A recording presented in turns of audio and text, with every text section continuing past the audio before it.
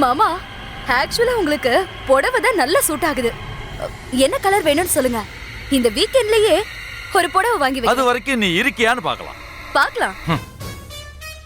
பொட பொட புண்ணாக்கு போடாத தப்பு கணக்கு. பாட்டு மாமா, பாட்டு.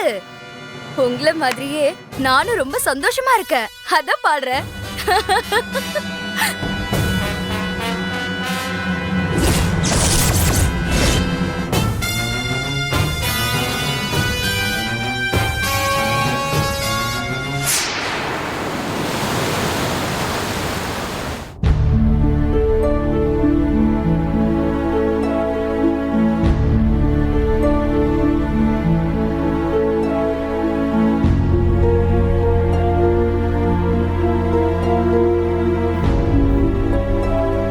விக்ரம் மாமா, நேர்ல பார்க்கணும்னு கூப்பிட்டீங்க.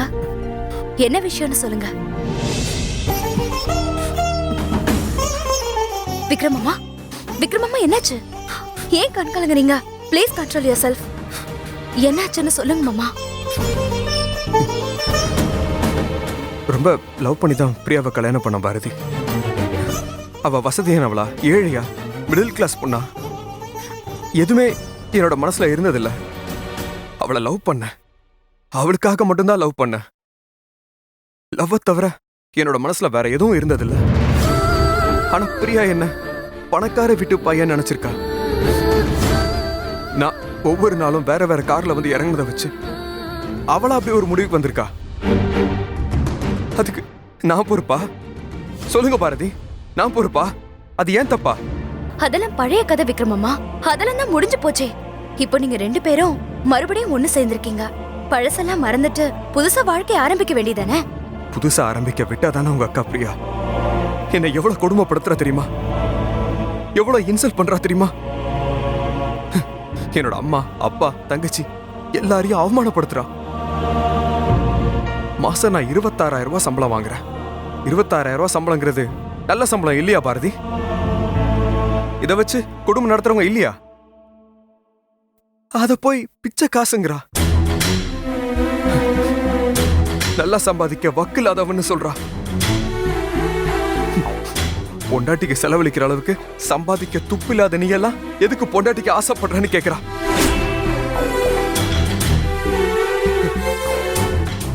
மனசு வலிக்க வலிக்க பேசுறா பாரதி. சம்பாதிச்ச எல்லாரும் வாழ்க்கை ஆரம்பிக்கும் போதேவா லட்ச லட்சமா சம்பாதிச்சாங்க. வாழ்க்கையில கவனமா இருக்கிறவங்க கண்ணு முன்னாடி நல்ல வாய்ப்பு கிடைக்கும் போது அதை சரியா பயன்படுத்திக்குவாங்க. நானும் கவனமா தான் இருக்கேன் பாரதி. ஆனா எனக்கு முன்னாடி அந்த வாய்ப்பு இன்னும் வரல. வந்துச்சுன்னா நானும் சம்பாதிப்பேன். அதுக்கு முன்னாடியே என்ன சபிச்சா, என்ன திட்டி தீத்தா நான் என்ன செய்ய முடியும்? சரி, இந்த 26,000 ரூபாய் தான் நான் காலத்துக்கும் சம்பாதிக்கிறேன்னு வச்சுக்கோ. அதுக்காக நான் வாழ தகுதி இல்லாம போயிருமா? செத்து போணுமா? உலகத்துல எத்தனை பேர் இதை விட கம்மியா சம்பளம் வாங்கி இன்னும் வாழ்றாங்க. பிரியா என்ன சாகடிக்கிறா பாரதி. எல்லா நாளும் அது வேணும் இது வேணும்னு பறக்குறா. வாடகை பணத்தை எடுத்து ஏசி வாங்கி போட்டுட்டா. பக்கத்து வீட்டுக்காரங்களுக்கு கொடுக்க வச்சிருந்த பணத்தை எடுத்து வாஷிங் மிஷின் வாங்கி போட்டுட்டா. டபுள் டோர் ஃப்ரிட்ஜ் வேணும், மைக்ரோவேவ் ஓவன் வேணும், இது எல்லாமே ஒரே நாள்ல இன்ஸ்டால்மெண்ட்ல வாங்கி போட்டுட்டா. நான் எப்படி எல்லாத்துக்கும் மாசம் மாசம் கட்ட முடியும்? நீங்க சொல்றத கேட்கும் போது மனசுக்கு ரொம்ப வருத்தமா இருக்கு. சரி விடு, பிரச்சனை இப்ப அது இல்ல. அது எப்படியாவது எங்கேயாவது கடன் வாங்கி சமாளிச்சிருவேன். ஆனா வீட்டுல இருக்கிற பெரியவங்க கிட்ட மரியாதையா நடந்துக்கிறதுல என்ன பிரச்சனை இருக்கு பாரதி? நான் பெருமைக்காக சொல்லல. என்னோட பேரண்ட்ஸ் மாதிரி உலகத்துல வேற யாரையுமே பார்க்க முடியாது. ஏன்னா அவங்க அவ்வளவு அன்பானவங்க. அவங்களுக்கு எந்த சூதுவாதும் தெரியாது. அவங்களே மதிக்காம நடந்துக்கிறா. என்னோட அம்மா ஆசையா குழந்தை பெத்து கொடுமா, எங்களுக்கும் ஒரு பேரனோ பேத்தியோ மடியில வச்சு கொஞ்சனோட ஆசையா இருக்குன்னு கேட்டிருக்காங்க. அதுக்கு அவ என்ன பதில் சொல்லலாம் சொல்லு? நான் என்ன புள்ள பெத்து கொடுக்கிற மெஷினான்னு கேட்டிருக்கா. முதல்ல உங்க புள்ளைய ஆம்பளையா லட்சணமா என்ன நல்லா வச்சுக்க சொல்லுங்க, அதுக்கப்புறமா புள்ளைய பத்தி யோசிக்கலாம்னு சொல்லியிருக்கா. இது ஒரு நல்ல குடும்பத்துல பிறந்த பொண்ணு பேசுற பேச்சா? நீ என் குழந்தையா, உன்கிட்ட இத பேசக்கூடாதுதான். ஆனா நல்ல ஒரு ஃப்ரெண்டா மனசை விட்டு சொல்றேன். அந்த வீட்டுல நானும் அவளும் புருஷன் பொண்டாட்டியாவே வாழல தெரியுமா? கல்யாணம் பண்ண நாள்ல இருந்து இன்னைக்கு வரைக்கும் நானும் அவளும் சேர்ந்தே இருக்கல.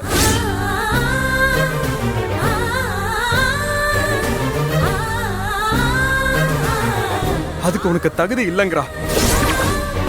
போய் முதல்ல சம்பாதிக்கிற வழிய பாருங்கறா. இவ செலவு பண்ற அளவுக்கு நான் சம்பாதிக்கணும்னா நான் என்ன கொள்ளையடிச்சுட்டா வர முடியும்?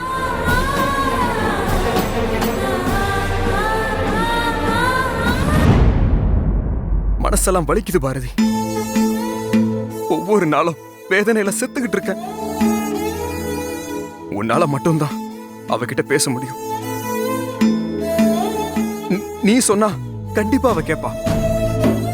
அவ கேக்குற மாதிரி கண்டிப்பா உன்னால சொல்ல முடியும். அதான் உன்னை தேடி வந்திருக்கேன். தயவு செஞ்சு நானும் என்னோட ஃபேமிலியும் சந்தோஷமா இருக்க ஹெல்ப் பண்ணு பாரதி. விக்ரம் அம்மா, என்ன இதெல்லாம்? கையெடுத்து கும்பிட்டுக்கிட்டு இதெல்லாம் பண்ணாதீங்க. எனக்கு இந்த பிரச்சனையில இருந்து எப்பயாவது விடுதலை வேணும் பாரதி. என்னோட அம்மா அப்பா அவமானம் இல்லாம அந்த வீட்டுல மரியாதையா வாழணும். அதுக்காக கையெடுத்து கும்பிடுறது மட்டும் இல்ல, கால்ல கூட விழ தயாரா இருக்கா. தயவு செஞ்சு எப்படியாவது இதை சரி பண்ணி கொடு பாரதி. விக்ரம் அம்மா, நீங்க கவலைப்படாதீங்க. நான் கண்டிப்பா பேசுறேன். என்னால பிரியாவை சரி பண்ண முடியும். நான் நிச்சயமா அவகிட்ட பேசுறேன். சரி பாரதி, மனசுல இருக்கிறத யார்ட்டையாவது கொட்டினாதான் நிம்மதியா இருக்கும்னு பட்டுச்சு. அதனாலதான் உன்னை தேடி இங்க வந்தேன். சரி, நான் வரேன் பாரதி. சரிங்க மாமா.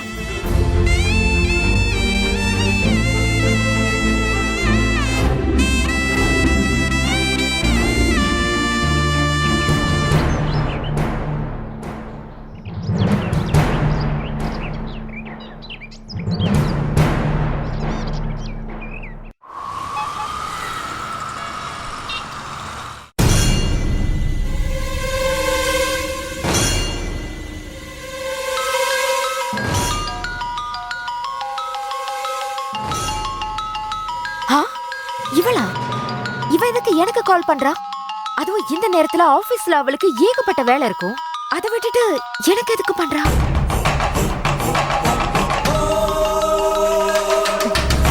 ஹலோ, எப்படி இருக்கக்கா? எனக்கு என்ன, நான் சூப்பரா இருக்கேன். இரு ஒரு நிமிஷம், ஒரே வேர்வையா இருக்கு. என்ன வெயிலு, என்ன வெயிலு. நான் ஏசி ஆன் பண்ண மறந்துட்டேன். இரு வரேன்.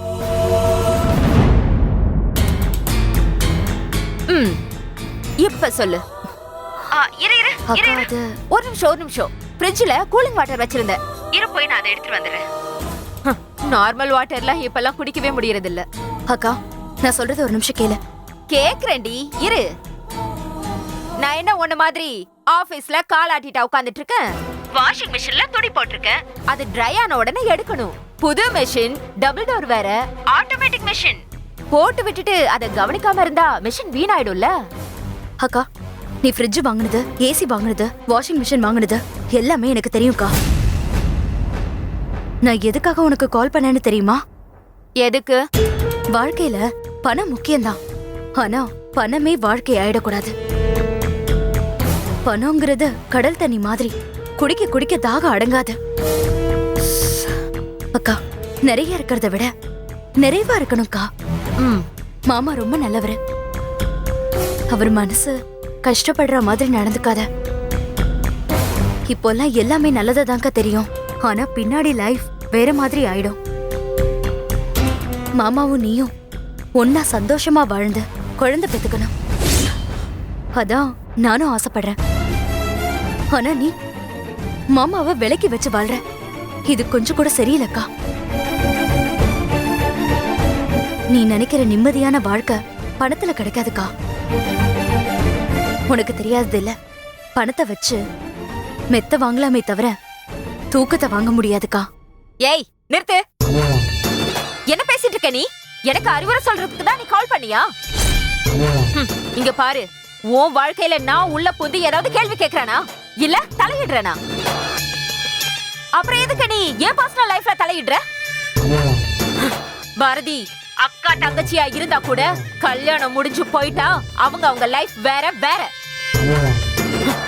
என்னோட வாழ்க்கையை எப்படி வாழணும், என் புருஷன் கிட்ட எப்படி நடந்துக்கணும், இதெல்லாம் எனக்கு தெரியும். எப்பவும் எல்லாம் தெரிஞ்ச இன்டெலிஜென்ட் மாதிரி நடந்துக்காத. பணம் இருக்கிற திமிர்ல நீ இதெல்லாம் பேசிட்டு இருக்கல்ல? இவ்ளோ வாய்க்கழியா பேசுறியே, உன்னால கஷ்டப்படுற ஒரு பையனுக்கு ஒரு வேலை போட்டு தர முடியல? உன்னால எனக்கு ஒரு 2 lakhs பணம் கொடுக்க முடியுமா? இல்ல நான் ஆசைப்பட்ட மாதிரி காரு, பங்களா, அவுட்டிங், டின்னர், இல்ல உன்னால ஹேங் ஹவுஸ் இதெல்லாம் தர முடியுமா? என் லைஃப்ல என்ன செய்யணும்னு எனக்கு நல்லாவே தெரியும். போன வை. பொறாம வேற என்ன? நல்லா இருந்தா பொறுக்காதே. எப்பவும் இவ்வளவு விட கம்மியாவே இருக்கணும். எங்க நெக்ஸ்ட் ஸ்டெப் எடுத்து வச்சிருவாளோன்னு ஒரேடியா பிடிச்ச கீழே இறக்குறா. நடிக அவ நல்லா செட்டில் ஆயிட்டால, அதான். அக்கா எங்க ஏசி, ஃப்ரிட்ஜ், வாஷிங் மிஷின் அது இதுன்னு வாங்கி செட்டில் ஆயிடுவாளோன்னு எரியுது. இந்த மனுஷனை சொல்லணும். வெக்கம், மானம், சூடு, சொரணன்னு எதுவுமே இல்லாம எல்லா விஷயத்தையும் அவகிட்ட போய் சொல்லிருக்காரு. அவளும் வரிச்சு கட்டிட்டு வந்து பேசுறா. உள்ளுக்குள்ள கருகுறா. அந்த வாசம் இங்க வரைக்கும் வருது.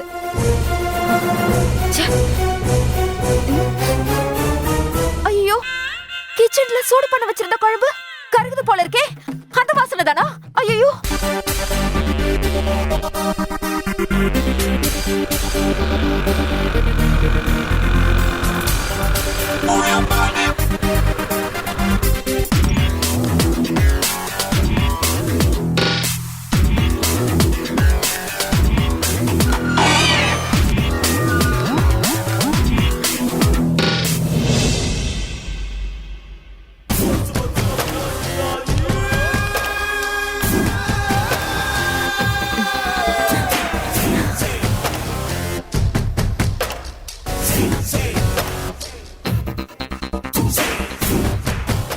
இவ்வளோ அன்பா சிரிக்கிறாளே, ஒருவேளை பாரதி நல்லா அட்வைஸ் பண்ணிருப்பாளோ? இப்படி சட்டுன்னு மாறிட்டா. என்னங்க யோசிக்கிறீங்க? உள்ள வாங்க. வாசலே நிக்கிறீங்க, வாங்க. என்னையா?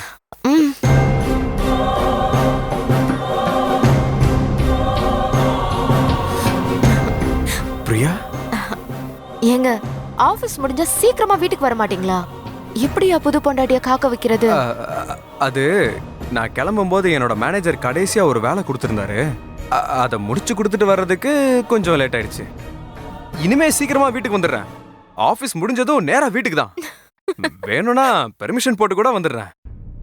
என்னங்க வீட்டுக்கு வரீங்க, இப்படியா வெறும் கையை வீசிட்டு வருவீங்க? ஒரு 2 முழம் பூ வாங்கிட்டு வர வேண்டாமா? அச்சோ, இத்தனை நாளா பழக்கம் இல்லையா, அதான் தோணாம போயிடுச்சு. வேணும்னா வேகமா ஓடி போய் தெருமுனையில பூக்காரமா இருக்காங்க, வாங்கிட்டு வந்துட்டுமா? பரவாயில்லங்க, இன்னைக்கு வேண்டாம். இனி எப்பவுமே பூ இல்லாம வீட்டுக்கு வராதீங்க. சரி சரி சரி சரி, கண்டிப்பா. நீ மட்டும் இப்படியே இரு. ஒரு முழம் பூ என்ன, டெய்லி பூந்தோட்டத்தையே வாங்கிட்டு வரேன். என்னங்க பேசிட்டு இருக்கும் போதே ஏதோ யோசிக்கிறீங்க? அது ஆபீஸ்ல ஒரு மேட்டர், அதே நினைச்சிட்டு இருந்தேன். இங்க பாருங்க, வீட்டுக்குள்ள வந்தா முதல்ல ஆபீஸ் வேலையை மறந்துருங்க. ஆபீஸே நினைச்சிட்டு இருந்தா குடும்பம் நடத்த முடியாது. சரி, சட்டை கழட்டி விட. இங்கே வா. என்ன கூச்சமா இருக்கு? ஐயோ, வெக்கத்தை பாரு. சரி, ஒரு நிமிஷம் இருங்க, நான் போய் காஃபி எடுத்துட்டு வரேன். ஆஹா, பாரதி கிட்ட போய் சொன்னது எவ்வளவு நல்ல விஷயம். ஆளே கம்ப்ளீட்டா மாறிட்டாளே. பாரதி அட்வைஸ் பண்ணா இவ உடனே மாறுவான்னு தெரிஞ்சிருந்தா முத நாளே பாரதி கிட்ட சொல்லிருக்கலாம். நான் தான் முட்டாள்தனமா சொல்லாம விட்டுட்டேன். எனிவே, வாழ்க்கையில ஒரு நல்ல விஷயம் நடந்திருக்கு. நாளைக்கு முத வேலையா பாரதியை பார்த்து தேங்க்ஸ் சொல்லணும்.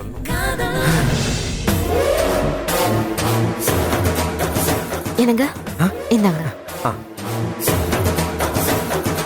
அத்தையும் மாமாவும் கோயிலுக்கு போயிருக்காங்க. திரும்பி வரதுக்கு லேட் ஆகும்னு சொல்லிட்டு போயிருக்காங்க. என்னது அம்மா அப்பாவை அத்தை மாமான்னு சொல்றா? ஆளே கம்ப்ளீட்டா மாறிட்டாளே. பிரியா, தப்பா எடுத்துக்காத. பாரதி அட்வைஸ் பண்ணா நீ இப்படி மாறுவன்னு கெஸ் பண்ண. அதனால தான் காலையிலே பாரதி கிட்ட போய் டிஸ்கஸ் பண்ண. பாரதி உனக்கு நல்ல அட்வைஸ் பண்ணாளா? நீ இவ்வளோ நல்ல பொண்ணா மாறிட்ட?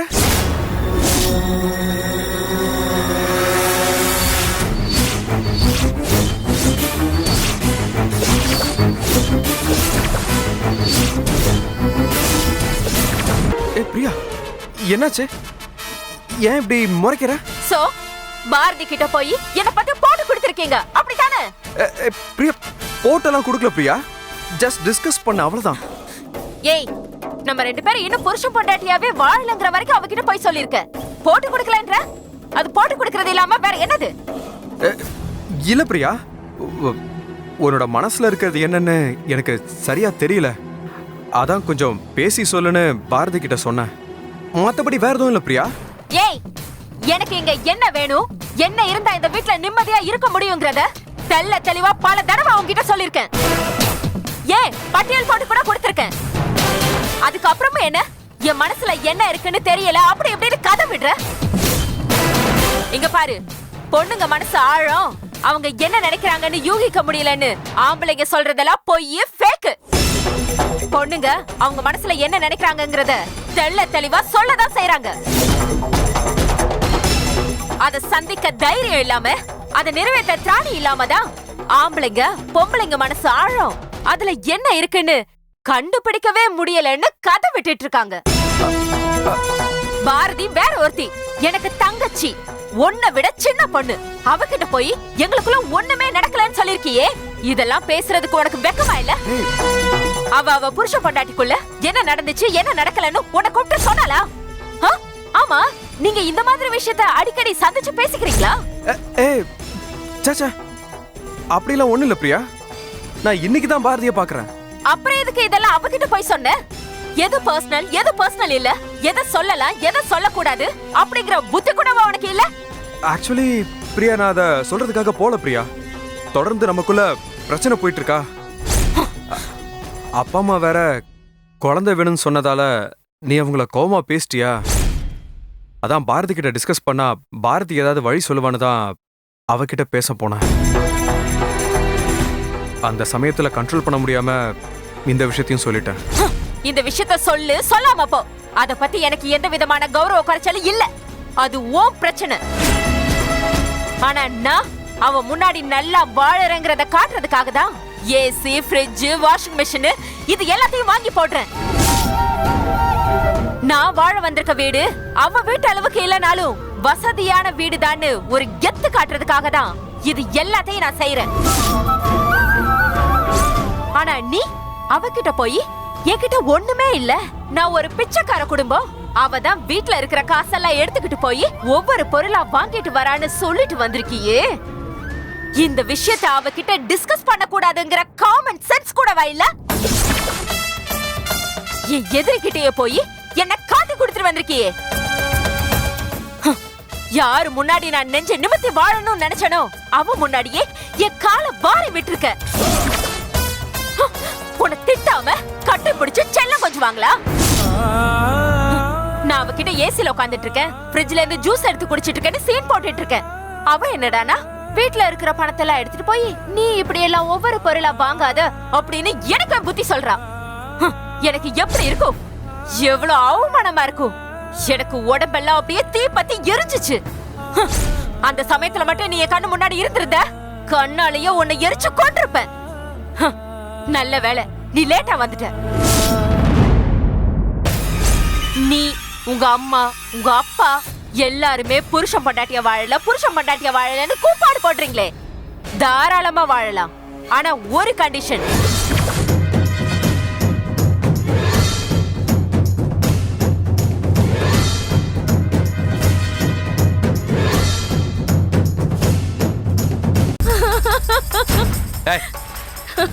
என்ன லூசு மாதிரி சிரிச்சிட்டு இருக்க? இல்ல, புடவை கட்டினா எப்படி இருப்பீங்கன்னு யோசிச்சு பார்த்தேன்.